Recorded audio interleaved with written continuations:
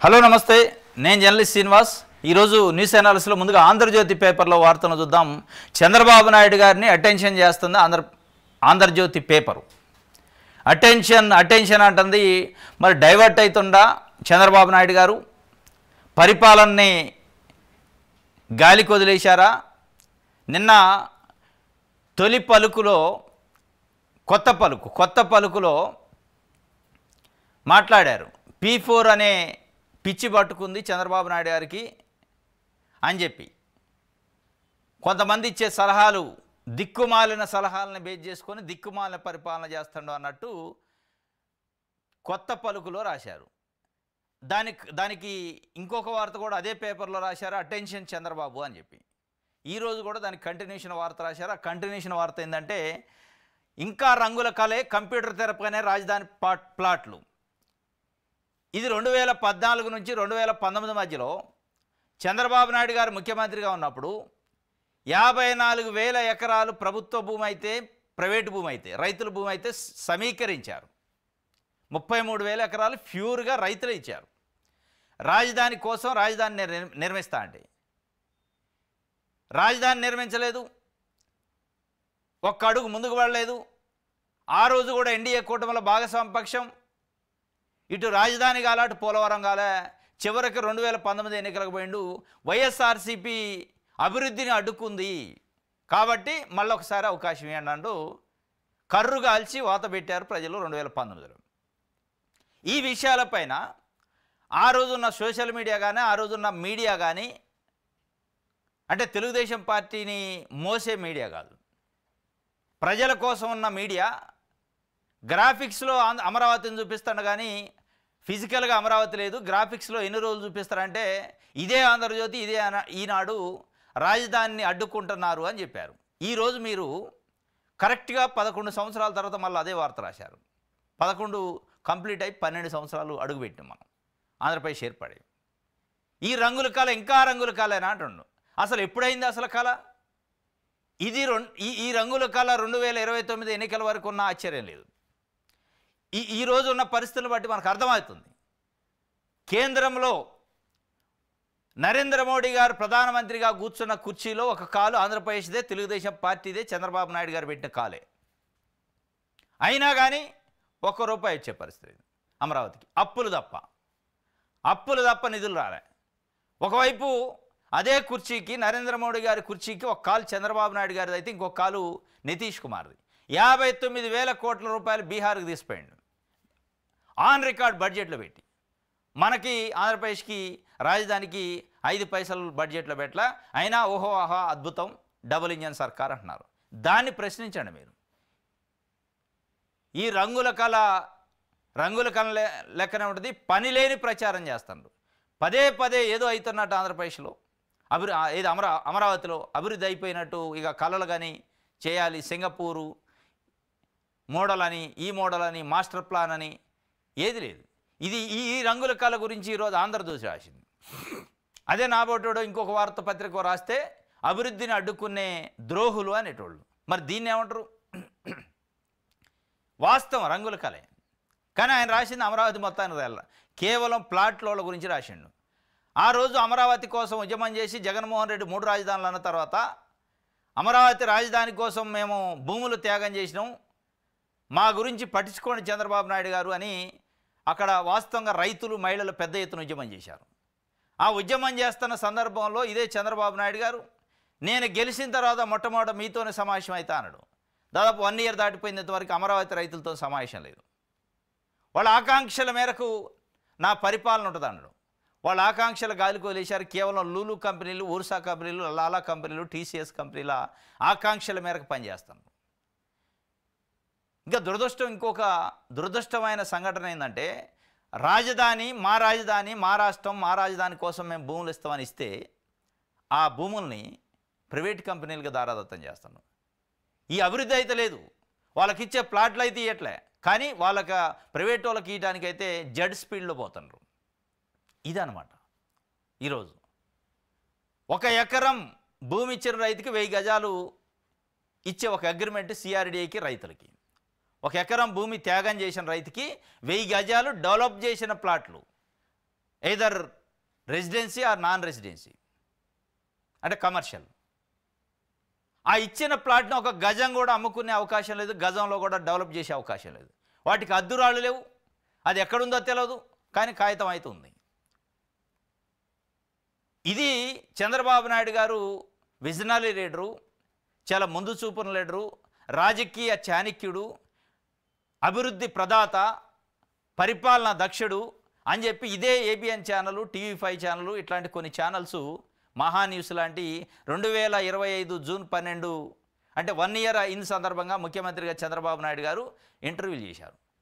ఆ ఇంటర్వ్యూలో మరి రంగుల కళ గురించి ఎందుకు మాట్లాడలే, ఎందుకు అడగలే? ఈరోజు గుర్తొచ్చింది మీకు. అమరావతి రైతులు భూములు త్యాగం చేసిన, రాజధాని కోసం భూములు త్యాగం చేసిన రైతుల యొక్క బాధ, ఆవేదన ఈరోజు అర్థమైంది. ఎస్, జగన్మోహన్ రెడ్డి 3 రాజధానులు అన్నాడు, అమరావతిని నిర్లక్ష్యం చేసిండు, అది క్లారిటీ ఉంది. కానీ ఇక్కడ చంద్రబాబు నాయుడు గారు ఏదో చేసినట్టుంది, కానీ ఏం చేయట్లే. వాళ్ళని ఊహల్లో ఊగిసలాట, ఊహల్లోకి తీసిపోతాడు. అయిపోయింది రాజధాని, ఇగో సింగపూర్ లెక్క ఈ బిల్డింగ్లు అవి వచ్చినాయని గ్రాఫిక్స్లో చూపిస్తాను. క్లారిటీగా జగన్మోహన్ రెడ్డి లెక్క ఇది చేయట్లేదనైనా చెప్పండి. అది చెప్తే వాళ్ళ ఆశల మీద ఆశలు వదిలేసుకుంటారు. ఏదో అవుతున్నట్టు, ఏదో జరుగుతున్నట్టు, ఏదో ఏం జరిగింది లేదు. గ్యారంటీగా 2029 ఎన్నికలకు కూడా మళ్ళీ అమరావతి ఎజెండానే. 2028కే కంప్లీట్ అవుతుంది అంటున్నారు, కానీ అయ్యే వాతావరణం ఎక్కడ కనిపించట్లే. మనకున్న ఇప్పుడు కనపడుతున్న అంచనాల బట్టి, వస్తున్న నిధులను బట్టి, వీళ్ళు చేస్తున్న వ్యవహార శైలిని బట్టి ప్రచారం అవుతుంది. పునః శంకుస్థాపన పేరుతోని ఒక 20 పేపర్లకి 20 టీవీ ఛానళ్ళకి యాడ్లు ఇచ్చారు, కోట్ల రూపాయలు పెట్టి. అది అవుతుంది.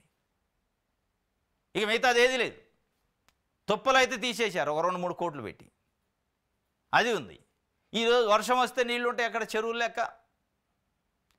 ఇది రాజధాని పాసిబిలిటీ, ఫీజిబిలిటీ గురించి మొత్తుకున్న రండి అమరావతిలో పెట్టుబడులు పెట్టండి అని అడుగుతున్నారు.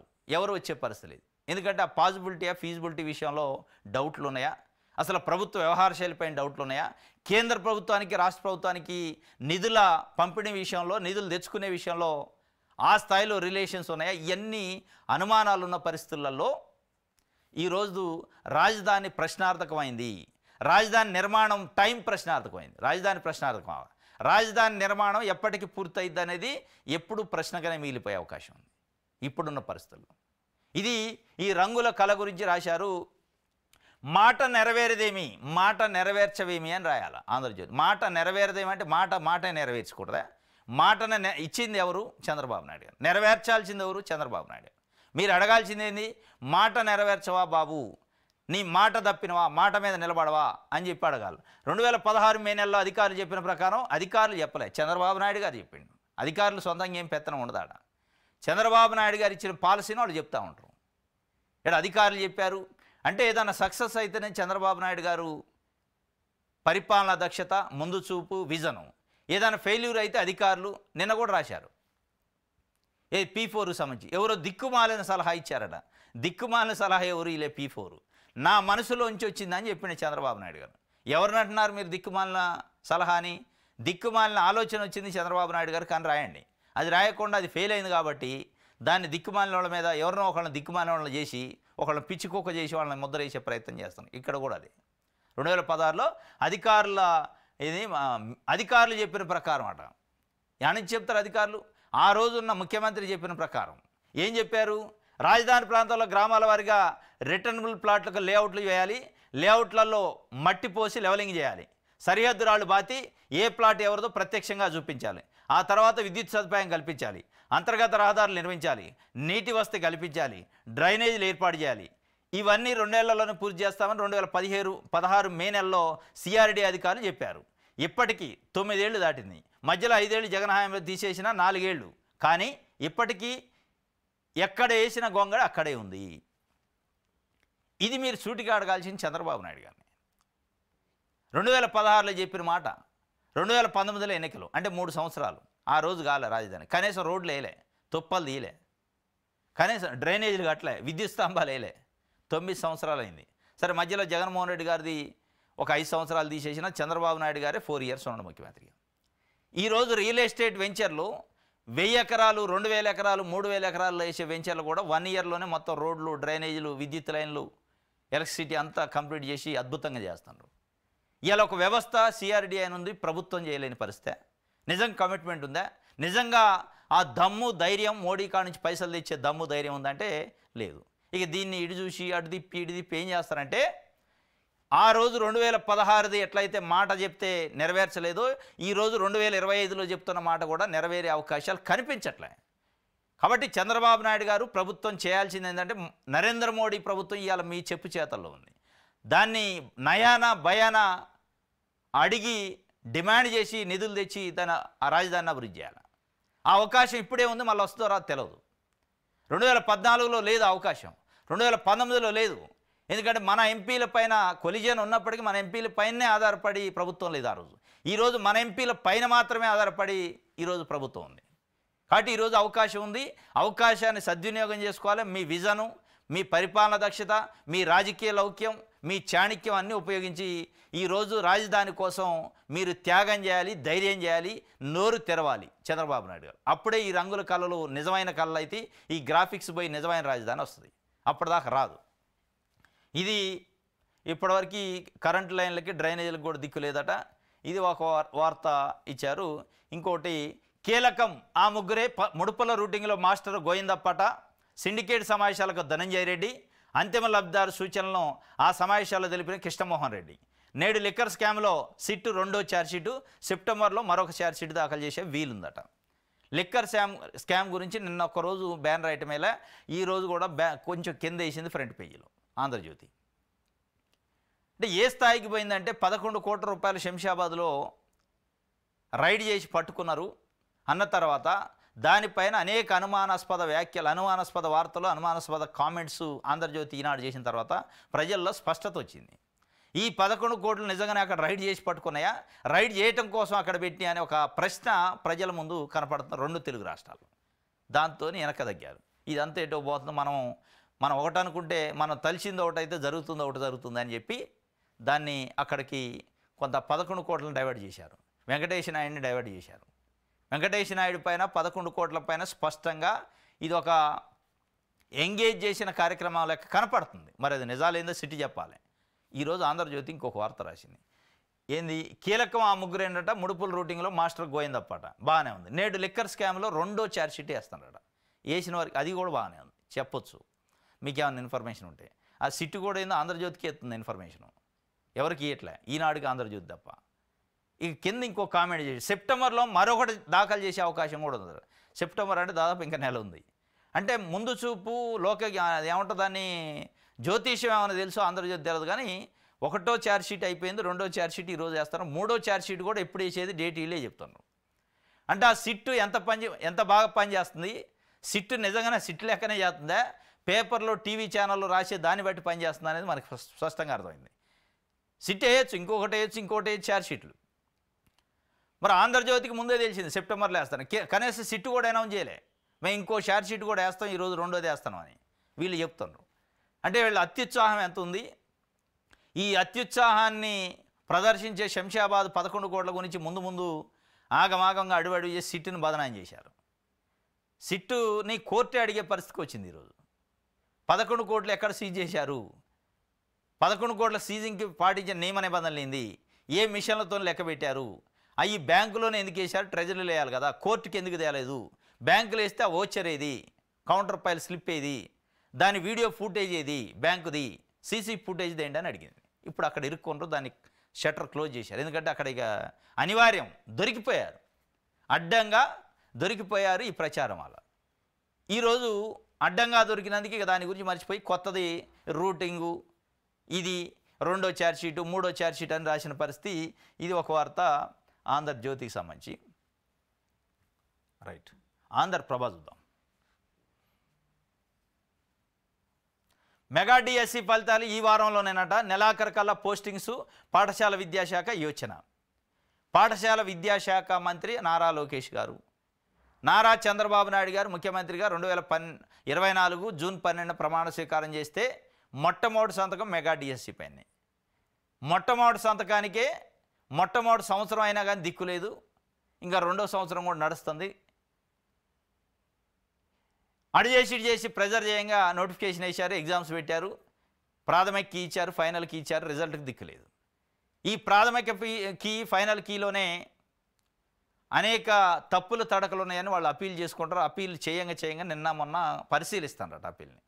మొత్తానికైతే 1000 కళ్ళతోనే ఎదురు చూస్తారు పాపం మెగా డిఎస్సికి సంబంధించి మొదటి సంతకాన్ని సంబంధించి అమలు గురించి 16,484 టీచర్ పోస్టుల భర్తీకి సంబంధించి వాస్తవంగా 30,000 పైన ఉన్నాయన్నారు. మెగా డిఎస్సి వేస్తాను. మరి ఈ నెలాఖరులోగా మేము పోస్టింగ్లు ఇస్తామని చెప్తున్నారు. ఈరోజు మనం 11th డేట్ ఉన్నాం.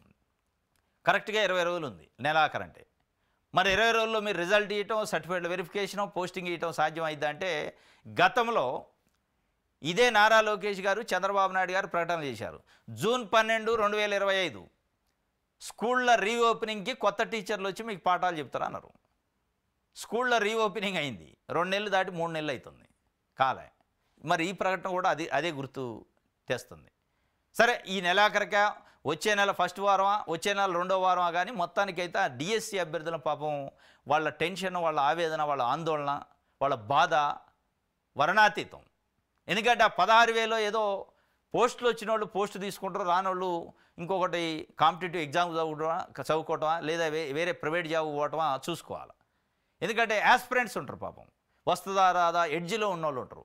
వాళ్ళ టెన్షన్, నరాలు దిగే టెన్షను వాళ్ళకి ట్రాన్స్పరెంట్గా దీంట్లో మళ్ళీ హడావుడి చేసి ట్రాన్స్పరెంట్ లేకుండా గందరగోళం, అయోమయం, ఆగమాగం చేయకుండా రిజల్ట్ ఇచ్చి ట్రాన్స్పరెన్సీ పాటిస్తే మంచిగా ఉంటుంది. ఎస్ఎస్సి రిజల్ట్ లెక్క కాకుండా చేయాలనేది డిఎస్సి అభ్యర్థులు కోరుకుంటున్నారు. మొత్తానికి మెగా డిఎస్సికి సంబంధించిన ఫలితాలు ఈ వారంలోనే ఉంటాయట. పోస్టింగ్లు అయితే ఈ నెలాఖరికట. అది నిజమైతే బాగుంటుంది. రైట్, ఇది ఒక వార్త. ఈనాడు పేపర్ చూద్దాం.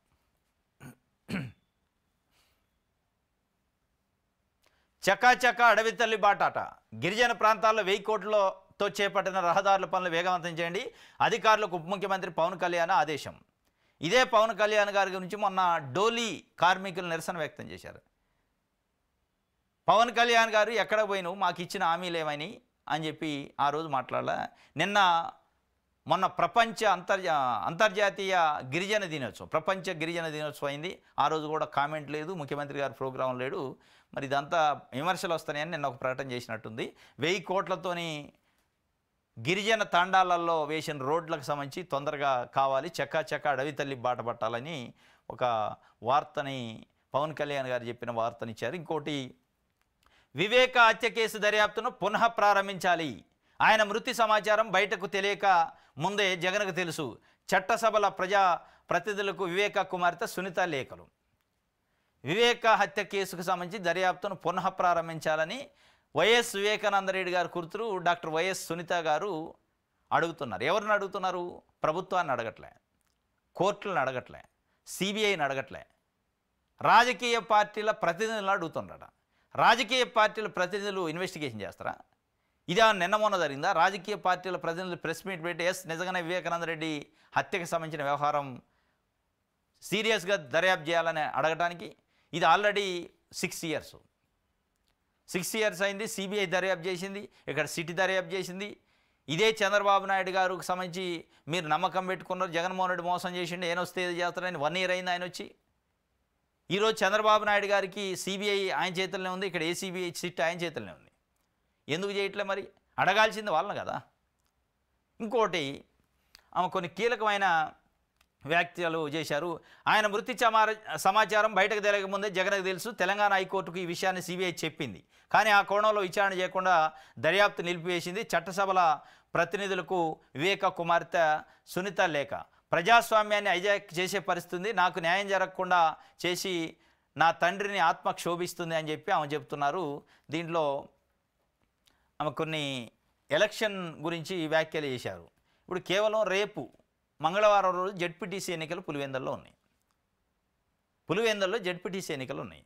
ఆ ఎన్నికల వరకు పునః దర్యాప్తుకు సంబంధించి వార్తలు వస్తామంటే ఈనాడులో ఆంధ్రజ్యోతులు, దాని తర్వాత రావు.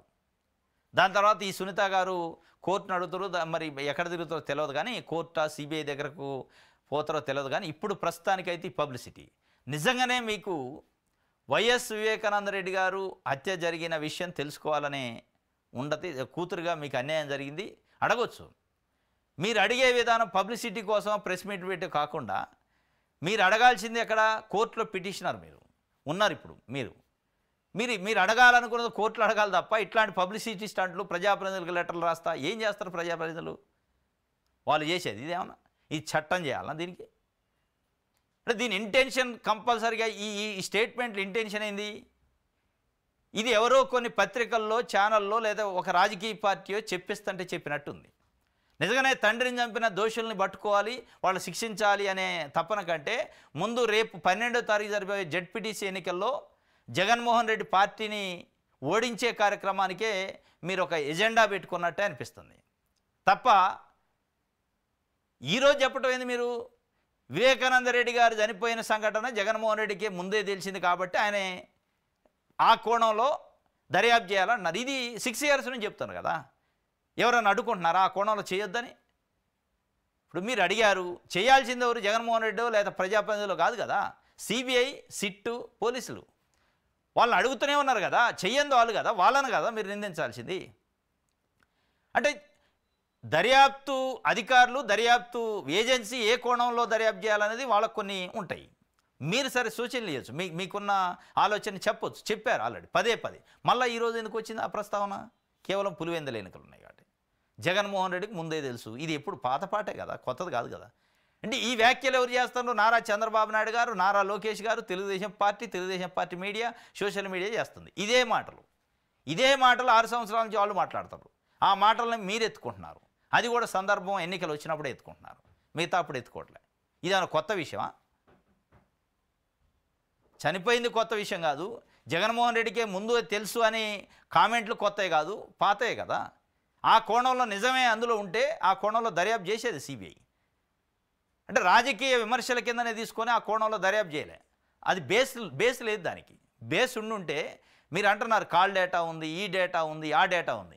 ఇన్ని ఉన్నాక సిబిఐ ఎందుకు దర్యాప్తు చేయదు? మరి మీరు అంటున్నారు ఉంది అని ఆంధ్రజ్యోతో, ఈనాడు, చంద్రబాబు నాయుడు గారు చెప్పిన మాటలు మీరు చెప్తున్నారు తప్ప నిజమైన ఆధారాలు అంటే కోర్టులో మీరు ఈరోజు మీరు అడిగే హక్కు, అవకాశం ఉంది. ఎందుకు అడగరు? ఆ కాల్ డేటాను ముందు పెట్టి ఏది లేదు కాబట్టి ఆ కోణంలో దర్యాప్తు చేయట్లేదు అనేది ఒక చర్చ. అట్లాంటి ఆధారం లేదు, అది తప్పు, అది రాజకీయం కోసం విమర్శలు చేసిన రాజకీయ విమర్శలు అని చెప్పి ఆ రోజు తెలుగుదేశం పార్టీ చేసిన విమర్శల కిందనే చూస్తారు. ఆమె ఈ మధ్యకాలంలో ఆదినారాయణ రెడ్డి, ఇంకెవరో కొంతమంది ముగ్గురు కలిసి వివేకానంద రెడ్డిని హత్య చేసినట్టు ఒక లెటర్ రాసుకొని వచ్చారు, నేను సంతకం పెట్టన్నా. ఇట్లాంటి వ్యాఖ్యలు ఎన్నికలు వచ్చినప్పుడు చేస్తాను. కేవలం ఎన్నికలలో పులివెందల, కడపలో జరుగుతున్న అట్లాంటి ఏదైనా ఎన్నికలు ఉంటే ఆ ఎన్నికల్లో జగన్మోహన్ రెడ్డిని, వైఎస్ఆర్సీపీను డ్యామేజ్ చేయడం కోసం మాట్లాడినట్టుంది తప్ప మీరు నిజంగా మీ తండ్రిని చంపిన వాళ్ళని తెలుసుకోవడంలో తప్పులేదు, అడగటంలో తప్పులేదు, డిమాండ్ చేయడంలో తప్పులేదు. కానీ సందర్భం వచ్చినప్పుడు, ఎలక్షన్ సందర్భం వచ్చినప్పుడు మీరు మాట్లాడుతున్నారు. అక్కడే అనుమానం వస్తుంది ప్రజలకి. అంతో ఇంతో వివేకానంద రెడ్డి గారి పైన ఉన్న సింపతి కూడా పోయే అవకాశాన్ని మీరు చేస్తారు. ఇది ఒక వార్త.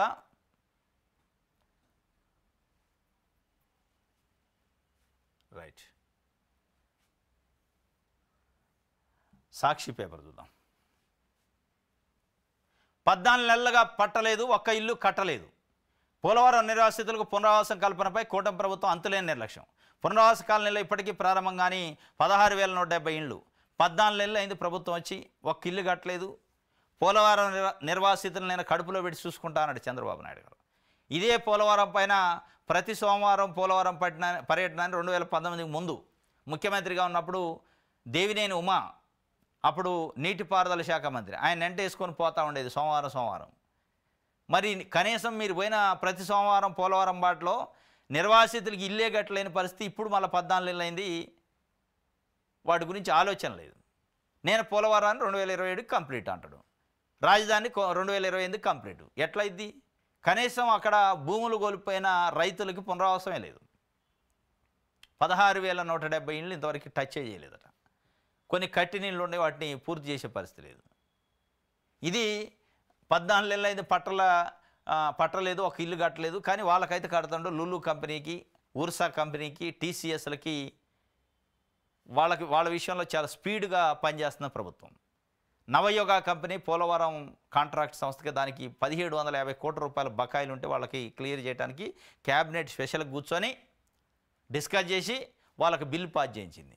కానీ పాపం ఇక్కడ భూమి కోల్పోయి జీవితాలు కోల్పోయిన పోలవరం నివాసితులకు ఒక ఇల్లు కట్టించే దిక్కు లేదు. ఇది ఈరోజు జరుగుతుంది రాష్ట్రంలో. ఇది విజనరీ పరిపాలన, డబల్ ఇంజన్ సర్కారు, పరిపాలన దక్షత అంటారు, మనం వినాలా. అప్రజాస్వామిక అరాచకవాది చంద్రబాబు రౌడీ రాజకీయాలు తప్ప ప్రజల అభిమానాన్ని మనసును గెలుచుకోలేరు. వైఎస్ఆర్సీపీ అధ్యక్షుడు మాజీ సీఎం వైఎస్ జగన్ మండిపాటు. కుట్రలు, దౌర్జన్యాలు, దాడులు, అబద్ధాలు, మోసాలు, వెనుపోటుతో కుర్చీ లాక్కుంటున్నారు. ఇందుకు పులివెందుల, ఒంటిమిట్ట జడ్పీటీ స్థానాల ఉప ఎన్నికల్లో బరితిగింపే సాక్ష్యం. చంద్రబాబు అడుగులకు మడుగులొత్తే కొందరు అధికారులు, పోలీసులతో ముఠా ఏర్పాటు. టీడీపీ అరాచక గ్యాంగులతో కలిసి చేసే దారుణాలతో ఉప ఎన్నికలను హైజాక్ చేసే కుట్ర చేస్తున్నారు. ఇదివరకు ఎన్నడూ ఇది జరగలేదు అని చెప్పి రౌడీయిజం, వికట వికాసం, వ్యవస్థల నిర్వీర్యంతో ప్రజాస్వామ్య అపహాస్యం. పులివెందుల, ఒంటిమిట్ట జడ్పీటీ స్థానాల ఉప ఎన్నికల్లో టీడీపీ గూండాగిరి. వాస్తవంగా ఒక జడ్పీటీసీ స్థానం కోసం రాష్ట్ర ప్రభుత్వం డైరెక్ట్గా ముఖ్యమంత్రి ఇన్వాల్వ్ అయ్యి అది ఎట్టి పరిస్థితుల్లో గెలవాలి, మనం ఎట్టి పరిస్థితుల్లో పులివెందుల జడ్పీటీసీ గెలిచి తీరాలని టార్గెట్ పెట్టుకోవడం అంటే ఏ స్థాయిలో ఈరోజు ప్రభుత్వ యంత్రాంగాన్ని దుర్వినియోగం చేస్తున్నారు, అధికారాన్ని దుర్వినియోగం చేస్తున్నారు అనేది స్పష్టంగా అర్థమైంది. ఎందుకంటే పోలింగ్ బూతులు ఒక 4-5 పోలింగ్ బూతుల్ని ఆ బూత్ అసలుగా ఉన్న ప్లేస్ కాకుండా వేరే ఒక 4-5 కిలోమీటర్ల దూరంలో వేసి అక్కడ పోయి ఓట్లు వేయాల ప్రజలనే పరిస్థితి. ఎక్కడైతే వైఎస్ఆర్సీపీకి బలం ఉన్న గ్రామాలు ఉన్నాయో ఆ బలం ఉన్న గ్రామాల్లో పూర్తిగా డిస్టర్బెన్స్ చేసి ఎన్నికలు సజావుగా జరగకుండా చేసి ఆ వైఎస్ఆర్సీపీకి బలం ఉన్న దగ్గర ఓటర్లు పోలింగ్ బూత్కు రాకుండా చేసే కార్యక్రమం చేస్తానంటే ఏ స్థాయిలో దిగజారి వ్యవహరిస్తున్నారు అనేది ఈరోజు ఒక రాజకీయ పార్టీగా, ముఖ్యమంత్రి స్థాయిలో ఉన్న ప్రభుత్వంలో ఉన్న పార్టీగా ఎంత దిగజారి వ్యవహరిస్తుందనేది కళ్ళకు కట్టినట్టు కనిపిస్తుందని వైఎస్ఆర్ చెబుతుంది. ఇది కొన్ని సంఘటనలు, ఎమ్మెల్సీ రమేష్ కుమార్ యాదవ్ పైన జరిగిన దాడి కానీ, ఈరోజు అనేక మంది వైఎస్ఆర్సీపీ నాయకులు, కార్యకర్తల పైన పెడుతున్న బైండ్ ఓవర్ కేసులు కానీ వీటి నుంచి స్పష్టంగా అర్థమవుతుంది. బైండ్ ఓవర్ కేసుల పేరుతోని పోలింగ్ రోజు పోలింగ్ బూత్లో వైఎస్ఆర్సీపీకి సంబంధించిన పార్టీ నాయకులు కానీ ఏజెంట్లు లేకుండా చేసే ప్రయత్నం చేస్తున్నారు కొన్ని గ్రామాలలో.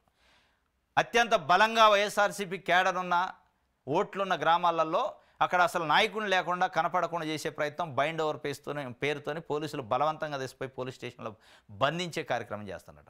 ఇది ఒక రకంగా ఎన్నికలకు జరగట్లే, ఎన్నికల గూండాగిరి పద్ధతిలో జరుగుతున్నాయని చెప్పి అక్కడున్న కొంతమంది అధికారులు కూడా వాళ్ళకి సహకరిస్తారని చెప్పి వైఎస్ఆర్సీపీ విమర్శిస్తుంది.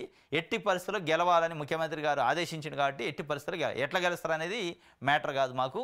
ఏం చేస్తారు, రక్తాలు చిందేస్తారా, బూతులు క్యాప్చర్ చేస్తారా, బూతులు చేంజ్ చేస్తారా, బైండ్ ఓవర్ కేసులు పెడతారా, ఎన్ని అవకాశాలు ఉంటే అన్ని వాడుకోండి, పోలీసులను వాడుకుంటారా, పోలింగ్ ఆఫీసర్లను వాడుకుంటారా, ఎవరినైనా వాడుకోండి, కానీ జరగాలి, గెలవాలి. ఇది చెప్పారట. రౌడీ విజం వికట వికాసం చేస్తుందని చెప్పి ఒక వార్తని ఇచ్చారు. మంత్రి పదవులే ముద్దు, స్పీకర్ పదవులు వద్దు, డిప్యూటీ స్పీకరు ఎత్తాలంట, మంత్రివర్గంలోకి వచ్చి తీసుకోవాలని ఒత్తిడి చేస్తారట డిప్యూటీ స్పీకరు రఘురామకృష్ణరాజు. ఈయన ఇద్దరు కలిసి చింతకాయల అయ్యన్న పాత్రుడు, వీళ్ళిద్దరు తెలుగుదేశం పార్టీలో Ayyanna Patrudu senior leader, NT Ramarao క్యాబినెట్లో ఉన్నాడు, లాస్ట్ టైం చంద్రబాబు నాయుడు గారి క్యాబినెట్లో ఉండు, అంతకుముందు ఉమ్మడి ఏపీలో క్యాబినెట్లో ఉండు, సీనియర్ లీడరు. ఆయన్ని పక్కకు పెట్టి స్పీకర్ ఇచ్చారు. ఈరోజు స్పీకర్ వద్దు, నాకు ఇది మంత్రి పదవి కావాలని డిమాండ్ చేస్తున్నారా. రఘురామకృష్ణరాజు కూడా వైఎస్ఆర్సీపీ ఎంపీ ఉండు లాస్ట్ టర్మ్లో, దాని తర్వాత వైఎస్ఆర్సీపీ నుంచి తెలుగుదేశం పార్టీలో లాస్ట్ టైం జాయిన్ అయ్యి ఉండి నుంచి ఎమ్మెల్యే అయ్యిండు. ఆయన కూడా ఇద్దరు అడుగుతున్నాడు, వాళ్ళిద్దరిని అకామిడేట్ చేసి కొత్త స్పీకర్ని, డిప్యూటీ స్పీకర్ని పెట్టాలని వాళ్ళు అడుగుతున్నారట. సాధ్యం కాదు, ఒకళ్ళకైతే ఇస్తామనే ఒక ఆలోచన ఏదో చేస్తున్నారట. మరి ఏం జరిగిందో చూడాలి. రైట్. జనసేన కేంద్ర కార్యాలయంలో తెలంగాణ మంత్రులు ల్యాండింగ్ అట. స్వాగతం పలికిన జనసేన నాయకులు మంగళగిరిలో ప్రైవేటు కార్యక్రమానికి హాజరు. తెలంగాణకు సంబంధించిన డిప్యూటీ సీఎం బట్టి విక్రమార్క గారు, నీటిపారుదల శాఖ మంత్రి ఉత్తమ్ కుమార్ రెడ్డి, రోడ్లు భవనాలు శాఖ మంత్రి కోమటిరెడ్డి వెంకటరెడ్డి, తర్వాత అడ్లూరు లక్ష్మణు మంత్రి, ఈ నలుగురు ఒక ప్రైవేటు ప్రోగ్రాంకు పోయారట. గవర్నమెంట్ డబ్బులు పెట్టి హెలికాప్టర్ వేసుకొని పోయారు.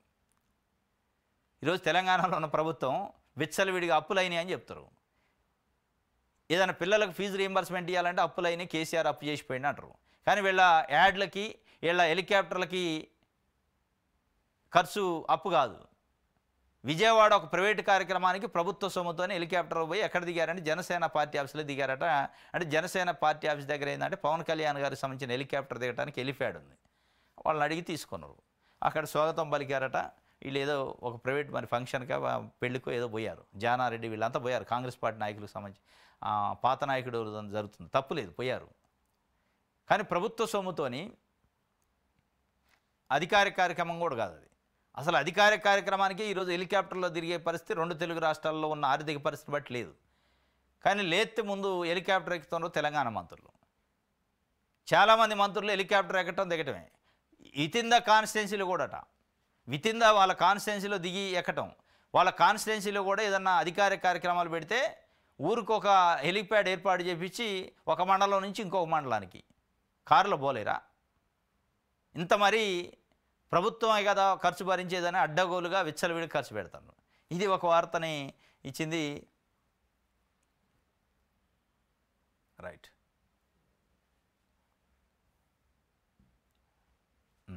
విషయాలు అందరూ చూద్దాం.